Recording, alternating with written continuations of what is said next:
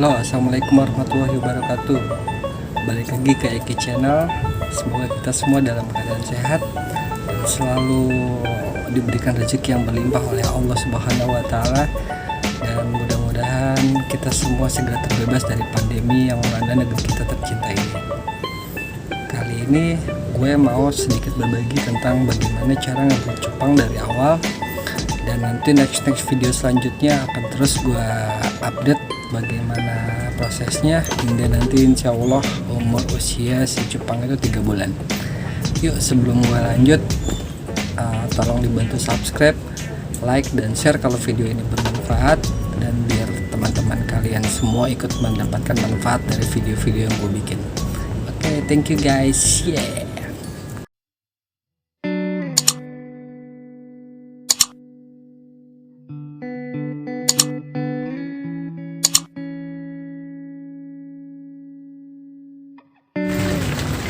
Jadi breeding cupang itu adalah proses perkawinan bro.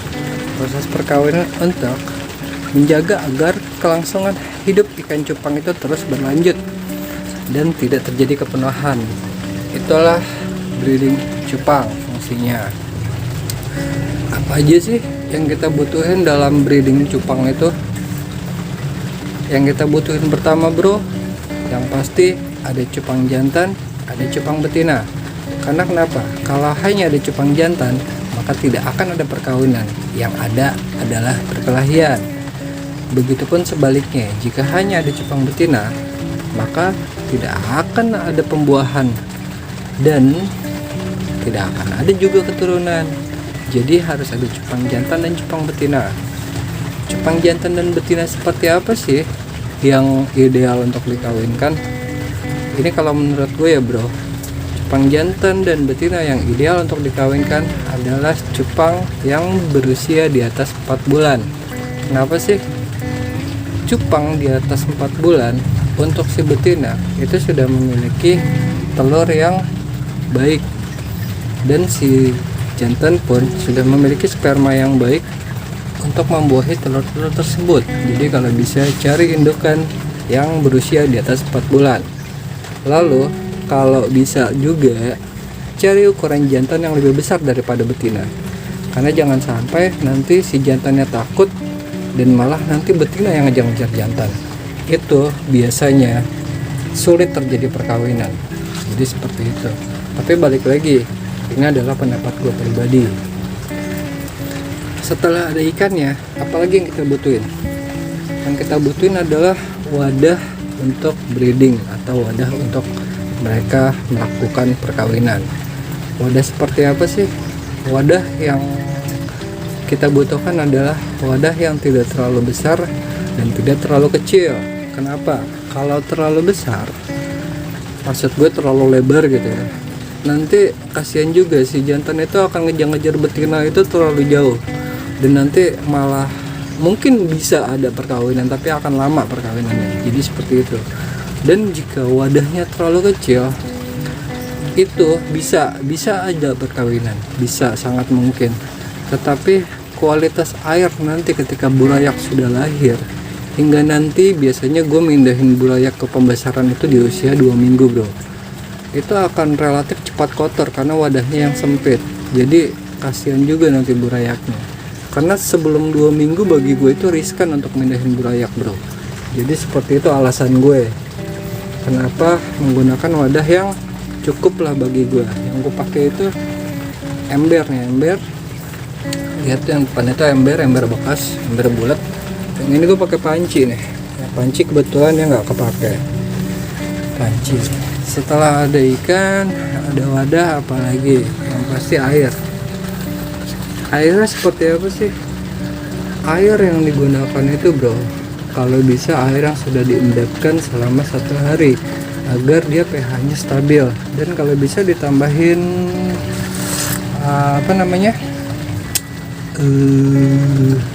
daun ketapang bro, biar pH-nya itu bagus ya. Pakai daun ketapang, dan kalau memang ada di atasnya itu dipakein pohon-pohon tanaman air itu loh bro yang ngembang. Jadi nanti untuk tempat berlindung si burayak itu di bawah akar-akar pohon itu. Jadi seperti itu. Tapi kalau gua nggak, gue cuma pakai daun ketapang.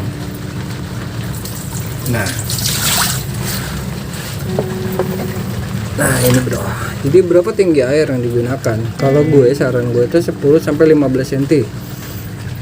Kenapa sih? Jadi kalau gue sih agar nggak terlalu tinggi, karena kan nanti ketika si jantan dan si betina itu kawin melilit, saling melilit, lalu betina itu mengeluarkan telur, nanti si jantan akan mengambil telur tersebut untuk ditaruh di sarang busa, termasuk telur-telur yang kemungkinan akan jatuh ke dasar. Bagi gue, jika terlalu jauh, ditakutkan adalah si jantan itu tidak sempat mengambil, lalu keburu diambil sama si betinanya dan dimakan lagi.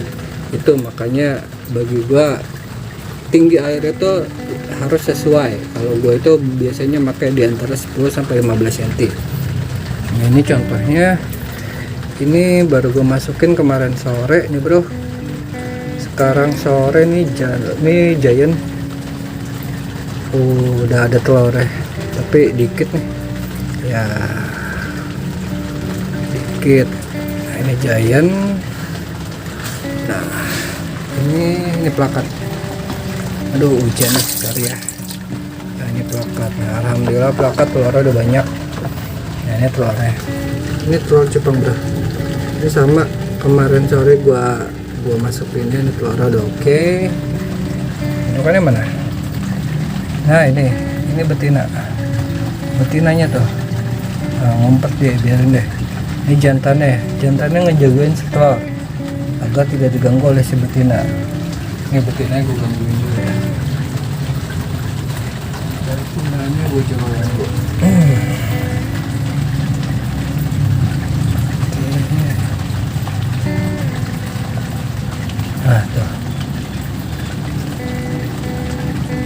Tuh gue ganggu betinanya. Nah ini plakat ya bro, jenis ini udah bertelur. Kemarin sore baru gue masukin, alhamdulillah sekarang udah bertelur.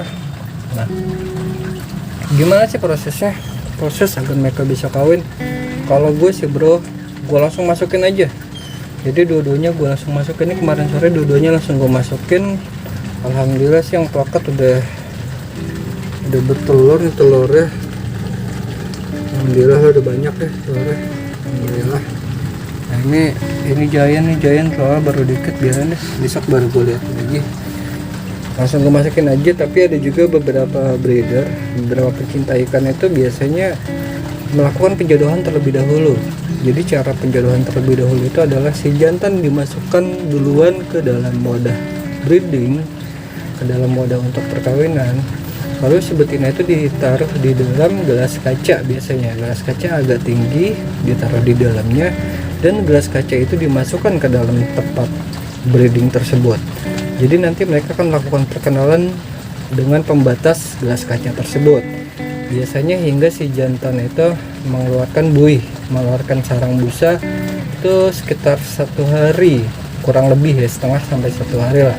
Setelah mengeluarkan sarang busa yang banyak, baru biasanya betina itu dilepas. Tapi kalau gua enggak bro, gua langsung gua masukin aja dan alhamdulillah aman-aman aja sih. Jadi kayak gitu. Ini sebetulnya si betina udah diusir-usir sama si jantan. Gue udah bisa angkat sebetulnya, tapi gue biarin dulu deh. Besok pagi baru gue angkat dia. Jadi nggak akan gue ganggu. Setelah itu gimana? Setelah itu biasa gue tutup bro. Nah ini gue tutup.